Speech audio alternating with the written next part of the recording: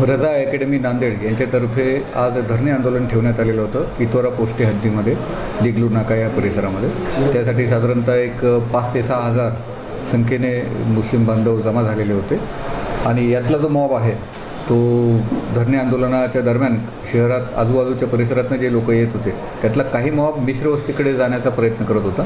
आमचे DYSP इतवारा आणि additional SP Nanded More या दोघांनी आणि उपलब्ध अधिकारी कर्मचाऱ्यांनी त्यांना अडवण्याचा प्रयत्न केला, तर त्यात चिडून त्यांनी दगडफेक सुरू केली होती। त्या जमावाला पांगवण्यात आलेला आहे योग्य तो बळाचा वापर करून। त्याचप्रमाणे शहरात अजून 2-3 ठिकाणी दगडफेक करून दुकानं बंद करण्याचा प्रयत्न झालेला आहे। गुन्हे दाखल करण्याची कारवाई सुरू आहे। सध्या नांदेडमधली परिस्थिती शांत आहे।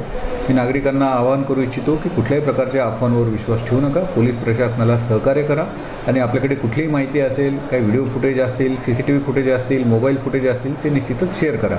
यातले जे गुन्हेगार आहेत त्याच्यापर्यंत निश्चितच आम्ही पोहोचत आहोत। अटकेची कारवाई निश्चितच होईल। सर, ही जी काही व्हिडिओ पसरवले जात आहे त्रिपुरा सरकारने स्पष्ट केलेलं आहे 28 आणि 29 तारखेला हे सर्व अफवा आहेत। त्या अनुषंगाने मुस्लिम मौलवींना सोबत घेऊन पोलीस काही आवाहन करणार आहे का की हे अफवा आहे त्यावर विश्वास ठेवून निश्चितच काही इनिशिएटिव्ह घेणार? निश्चितच ह्या नियोजित आंदोलनाच्या पार्श्वभूमीवर काल मीटिंग घेण्यात आली आणि काल त्यांना निर्देश देण्यात आलेले होते की सर्व प्रकारचा बंद हा बेकायदेशीर असतो आणि एवढ्या मोठ्या संख्येने जमा झाल्यानंतर नियंत्रण राहत नाही।